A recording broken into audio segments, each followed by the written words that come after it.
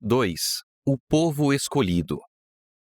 Por mais de 1000 anos, o povo judeu havia aguardado a vinda do Salvador. Nesse acontecimento, estavam baseadas suas mais gloriosas esperanças. No cântico e na profecia, no ritual do templo e nas orações em casa, haviam envolvido o nome dele. Entretanto, por ocasião de sua vinda, não o reconheceram. O amado do céu foi para eles como raiz de uma terra seca. Não tinha aparência nem formosura. Não viam nele beleza alguma que chamasse a atenção. Veio para o que era seu, e os seus não o receberam. Contudo, Deus escolhera a Israel.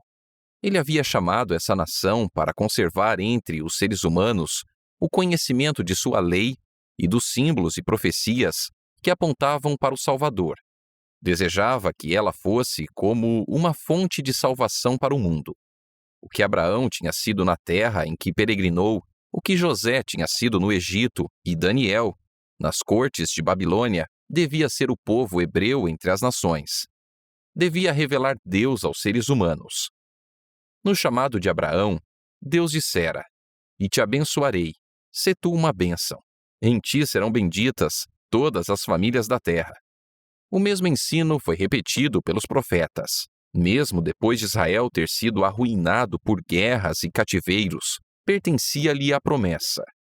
O restante de Jacó estará no meio de muitos povos, como orvalho do Senhor, como chuvisco sobre a erva, que não espera pelo homem, nem depende dos filhos de homens. A respeito do templo de Jerusalém, o Senhor declarou por intermédio de Isaías: "A minha casa será chamada casa de oração para todos os povos." Entretanto, os israelitas depositaram suas esperanças em grandezas mundanas. Desde a época de sua entrada na terra de Canaã, afastaram-se dos mandamentos de Deus e seguiram os caminhos dos pagãos. Era em vão que Deus enviava advertências por meio de seus profetas. Em vão eles sofriam o castigo da opressão de nações estrangeiras. Toda reforma era seguida por uma apostasia ainda mais profunda. Se os filhos de Israel tivessem sido leais ao Senhor, ele teria realizado seu plano de honrá-los e exaltá-los. Se tivessem andado nos caminhos da obediência, teriam sido exaltados em louvor, renome e glória sobre todas as nações que fez. Moisés declarou: "Todos os povos da terra verão que és chamado pelo nome do Senhor e terão medo de ti." Os povos, ouvindo todos estes estatutos, dirão: "Certamente, este grande povo é gente sábia e inteligente." Mas, por causa de sua infidelidade, o propósito de Deus só pôde ser executado por meio de contínua adversidade e humilhação. Os judeus foram levados cativos à Babilônia e espalhados pelas terras dos pagãos. Em aflição, muitos renovaram sua fidelidade à aliança de Deus. Enquanto perduravam suas harpas nos salgueiros e lamentavam o santo templo em ruínas, a luz da verdade brilhava por meio deles, e o conhecimento de Deus difundia-se entre as nações. O sistema pagão de sacrifícios era uma perversão do sistema indicado por Deus. Muitos sinceros observadores dos ritos pagãos aprenderam com os hebreus o significado do serviço divinamente ordenado e aceitaram, com fé, a promessa sobre o Redentor. Muitos dos exilados sofreram perseguição.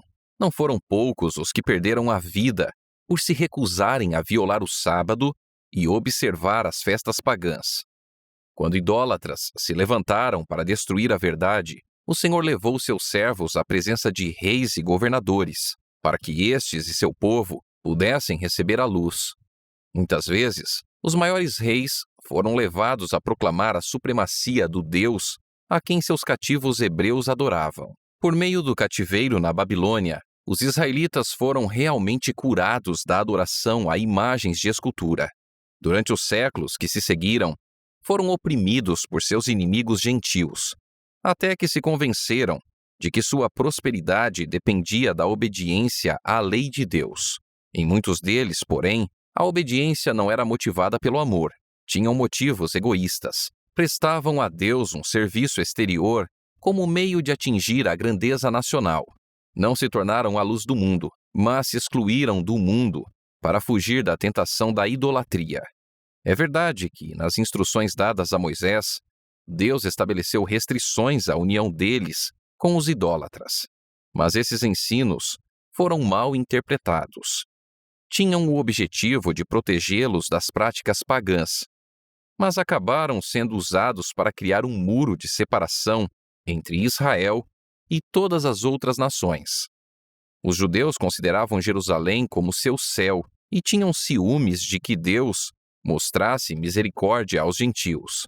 Depois da volta da Babilônia, os judeus dedicaram muita atenção ao ensino religioso. Por todo o país, foram construídas sinagogas, nas quais a lei era apresentada pelos sacerdotes e escribas.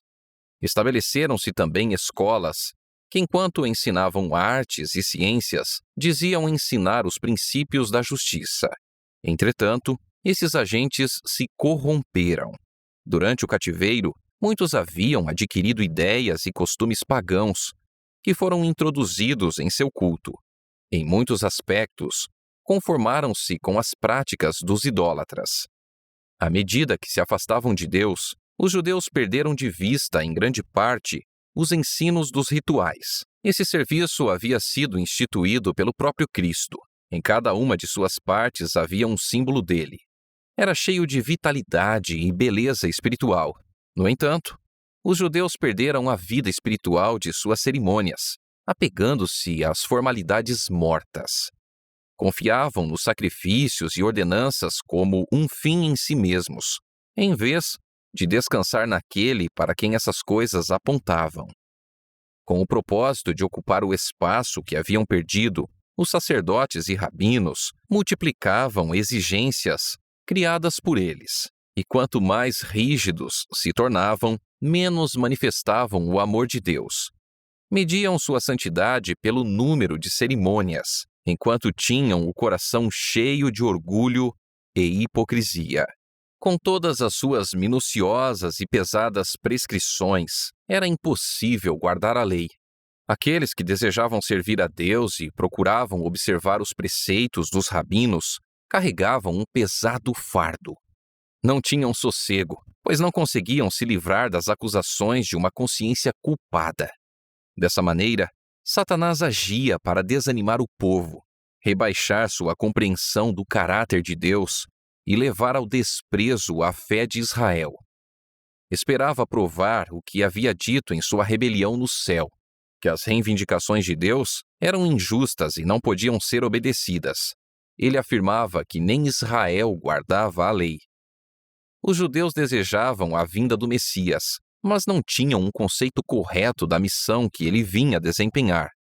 Não buscavam redenção do pecado, mas libertação dos romanos. Esperavam pelo Messias por vir como um conquistador para neutralizar a força daqueles que os oprimiam e exaltar Israel ao domínio universal. Desse modo, o caminho para a rejeição do Salvador foi preparado. Na época do nascimento de Cristo, a nação estava irritada sob o governo de seus dominadores estrangeiros e atormentada por lutas internas. Os judeus tinham recebido permissão para manter um governo separado, mas nada podia disfarçar o fato de que estavam sob o controle romano. Eles não aceitavam que seu poder fosse restrito. Os romanos afirmavam ter o direito de indicar ou remover o sumo sacerdote, e o cargo era muitas vezes obtido por fraude, suborno e até homicídio. Assim, o sacerdócio se tornava cada vez mais corrupto. No entanto, os sacerdotes ainda tinham grande poder e usavam-no para fins egoístas e mercenários. O povo estava sujeito às suas exigências impiedosas e tinham impostos pesadamente cobrados pelos romanos. Essa situação causava descontentamento geral. As revoltas populares eram frequentes. A ganância e a violência, a desconfiança e a apatia espiritual estavam corroendo a própria essência da nação.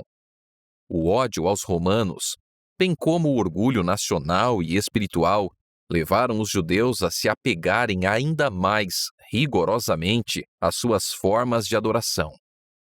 Os sacerdotes tentavam manter uma reputação de santidade por meio de rígida atenção às cerimônias religiosas. O povo, em seu estado de trevas e opressão, e as autoridades, sedentas de poder, almejavam a vinda daquele que venceria seus inimigos e restauraria o reino a Israel. Eles tinham estudado as profecias, mas sem percepção espiritual. Esqueciam os textos que apontavam para a primeira vinda de Cristo e aplicavam mal os que falavam da glória do segundo advento. O orgulho obscurecia a visão deles. Interpretavam a profecia segundo seus desejos egoístas.